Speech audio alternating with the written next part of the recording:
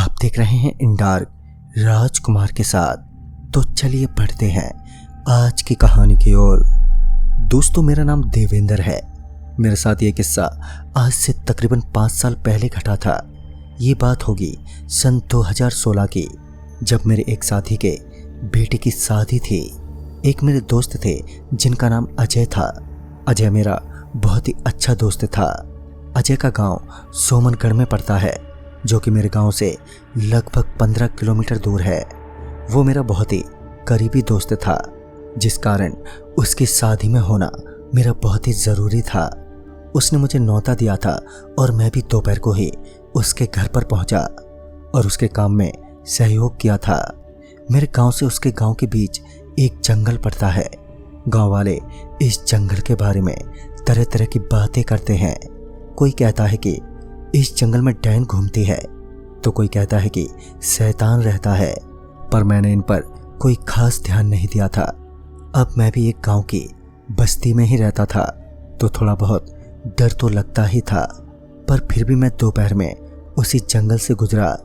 मैं उस जंगल में कभी अकेले नहीं गया था, क्योंकि कभी इस तरह अकेले जाने की ज़रूरत ही नहीं पड़ी। पर आज जाना बहुत ही ज़रूरी था। दोपहर के समय जब मैं वो जंगल से गुजर रहा था, तब मुझे कोई खास दिक्कत नहीं हुई।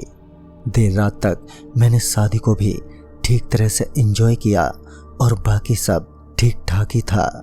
पर अगली सुबह मेरी दुकान का एक बहुत बड़ा ऑर्डर था, जिस वजह से मुझे आज किसी भी तरह वहाँ से निकलना था। मैं जल्दी जल्दी में ये बिल्कुल भूल गया था कि मुझे जंगल पार करना था। मैं अपनी साइकिल पर सवार होकर रात के 2 से 3 बजे के करीब गांव से निकल गया। सचमुच मैं ये बिल्कुल भूल चुका था कि अब आगे कोई जंगल भी है, और मैं गुनगुनाते हुए साइकिल से अपने गांव की तरफ बढ़ रहा था। तभी मैं एकदम से रुका और मैंने सामने जंगल को देखा, तो वाकई उसे देखकर मेरे पैरों तले ज़मीन ही खिसक गई। मैंने देखा कि सामने एक बड़ा सा जंगल था। उस जंगल को देखकर मेरी सांसें जैसे थम गई थी। मैं थोड़ा पीछे हटा, पर अब क्या कर सकता था मैं, क्योंकि अब यहाँ से वापस मुड़ना एक अलग मेहनत हो सकती थी। फिर मैंने सोचा, चलो कोई बात नहीं, आगे बढ़ते हैं, जो होगा सो देखा जाएगा।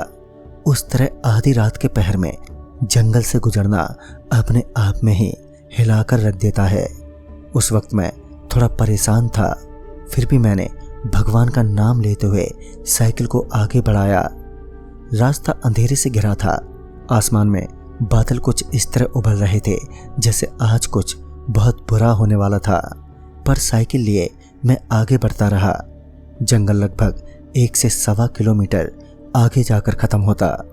उस दिन मुझे हल्की ठंड भी लग रही थी। मुझे पता नहीं क्यों, पर बार बार ऐसा लग रहा था जैसे अब कुछ बहुत बुरा होने वाला है। फिर कुछ देर बाद अचानक से मुझे सामने धुएं में एक काले कोट पहना एक आदमी खड़ा दिखा। उस आदमी का सिर नीचे की तरफ झुका था। कोहरे की तरह धुआं निकल रहा था, जिसकी हल्की रोशनी में मुझे वो शख्स हल्का सा दिख रहा था। फिर मैंने साइकिल रोकी और टॉर्च को उस तरफ घुमाया। टॉर्च उस तरफ मारने के बाद पता नहीं कैसे, पर वो शख्स एकदम से गायब हो गया। मैंने सोचा कि टॉर्च उस तरफ मारने के बाद पता नहीं कैसे, पर वो शख्स एकदम से गायब हो गया। मैंने सोचा कि हो सकता है शायद किसी चीज़ की परछाई हो। भला इतनी रात गए इस तरह कौन आदमी इस व्यवस्था में सिर झुकाए खड़ा हो सकता है। फिर मैंने जैसे ही टॉर्च को बंद किया, तो मुझे फिर से उसी दशा में खड़ा वो आदमी दिखा। पर इस बार मैंने उस आदमी को हाथ में पकड़े किसी औजार को भी देखा। मुझे अब कुछ भी समझ में नहीं आ रहा था कि मैं क्या करूं। सबसे ज़्यादा हैरानी तो मुझे तब हुई जब मैंने ये देखा कि अब वो आदमी इधर उधर हिल रहा है। आखिर ये कैसे मुमकिन हो सकता था, क्योंकि अगर कोई पेड़ वगैरह की परछाई होती तब ऐसे कैसे हिलता, पर वो शख्स कैसे हिल रहा था, ये बड़ा ही अनसुलझा प्रश्न था। पर ये तो कुछ भी नहीं था। अब जो मैं अपने सामने देख रहा था वो मेरी सोच से बिल्कुल परे था। मैंने देखा कि अब वही परछाई मेरी तरफ धीरे धीरे बढ़ रही है। अब तो मेरा दिल भी जोरों से धड़कने लगा था, क्योंकि इसका सबसे बड़ा कारण ये था कि मैं वैसे भी भूत प्रेतों की कहानियों से काफ़ी वाकिफ था। इसी वजह से मेरा शक अब यकीन में बदल गया था। मैं अब साइकिल को वापस मोड़कर वापस जाने लगा, लेकिन इस बार जो हुआ उसने तो मेरी हालत और भी खराब कर दी। मैं अब साइकिल को आगे बढ़ा ही नहीं पा रहा था। ऐसा लग रहा था जैसे कि किसी ने मेरी साइकिल को बड़े जोर से पकड़ रखा हो, और ये सब देखकर तो मेरे तो होश ही उड़ गए। तभी मैंने अपनी हल्की तिरछी नज़र से पीछे की तरफ देखा तो मैं एकदम से साइकिल से नीचे गिर पड़ा। मैंने देखा कि एक हाथ ने मेरे साइकिल के बैक सीट को पकड़ा हुआ है। वो हाथ ऐसा लग रहा था जैसे लकड़ी का बना हो, और वो जला हुआ भी था।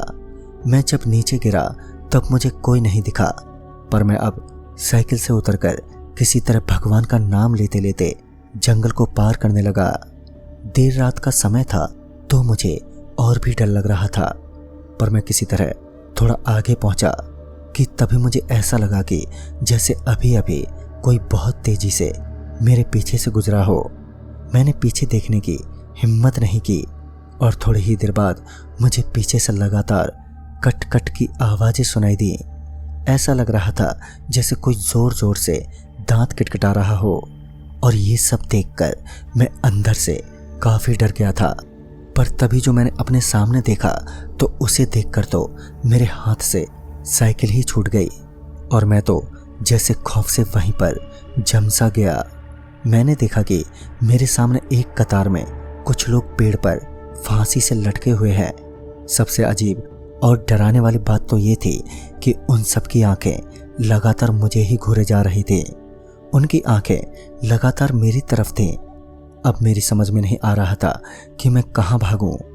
मैं अब पीछे हटने लगा, बिना ये पीछे देखे कि पीछे कौन खड़ा है, पर मैं अचानक ही पीछे किसी आदमी से जोर से टकरा गया। मेरी सांसें अब थम गई थी, और जब मैं नीचे गिरा तो मैंने देखा कि उसका सिर गायब था। उसे देखकर अब मेरी हिम्मत ने जवाब दे दिया था। वाकई आज जिंदगी में पहली बार मैंने इतने खौफनाक पल का अनुभव किया था। उस शख्स का पूरा शरीर ठीक था, पर उसका सिर गायब था, और ये देखकर मेरी तो हालत बिल्कुल ही खराब हो गई थी। मैं अब पसीने से तरबतर हो गया था। जब मैंने पीछे देखा तो मुझे अपनी आंखों पर बिल्कुल भी यकीन नहीं हुआ। मैंने देखा एक झुंड में कुछ लोग जिनकी गर्दन शायद टूटी हुई थी, और वो एक समूह में एक साथ खड़े थे। उस समय मैं कितने खौफनाक पल से गुजर रहा था ये मैं शब्दों में बिल्कुल भी बयां नहीं कर सकता। मैंने इस जंगल के बारे में पहले इतना सुना था कि इस जंगल में काफ़ी आत्महत्याएं हुई हैं। किसान या मजदूर ग्रामीण इलाकों से यहीं पर आत्महत्या करते हैं। वो सभी पेड़ की टहनी से लटककर जान दे देते थे। आसपास के इलाकों में कोई नहीं होता, जिस कारण इन्हें रोकने वाला कोई भी नहीं होता। अब ये तो लोगों की जुबानी थी। उनके मुताबिक अब उन लोगों की भटकती आत्माएं इस जंगल में घेरा कर चुकी हैं, जो यहाँ से गुजरने वाले मुसाफिर को परेशान करती हैं और उसे भी मौत की नींद सुला देती हैं। तभी मेरी गली की तरफ एक रस्सी फेंकी गई और मैं किस्मत से बच गया। मेरा गला उसमें नहीं फंसा, और तभी मैं वहाँ से भागने लगा। फिर मैं अपने पीछे एक समूह को भागता हुआ महसूस कर पा रहा था। मैं भागने लगा, पर तभी मेरे मन में एक और बात आई। मैंने किसी के मुंह से ये भी सुना था कि खुदकुशी करने वाली आत्माओं को खजूर के डंडे से डर लगता है। यूं कह सकते हैं कि अगर मैं खजूर के पेड़ पर चढ़ जाऊं तो शायद मैं बच सकता हूं, पर इतने कोहरे में खजूर का पेड़ कहाँ मिलता। मैं भागता गया कि तभी मेरे पैर के नीचे एक बड़ा सा गड्ढा आ गया, और फिर मैं उसी में जा गिरा। उसमें मिट्टी भरी थी, जिस वजह से मुझे ज़्यादा चोटें नहीं आईं, पर उसमें गिरने के बाद पता नहीं कैसे पर मुझे अचानक से आँख लग गई। जब तक मेरी आँख खुली तब तक सुबह हो चुकी थी। फिर मैंने बीती रात की सारी घटनाओं को तुरंत ही याद किया और तुरंत ही वहाँ से भाग निकला। बड़ी मुश्किल से मैं जंगल से बाहर अपने गांव पहुंचा। वाकई कल रात खुशकिस्मती से मेरी जिंदगी बच सकी थी।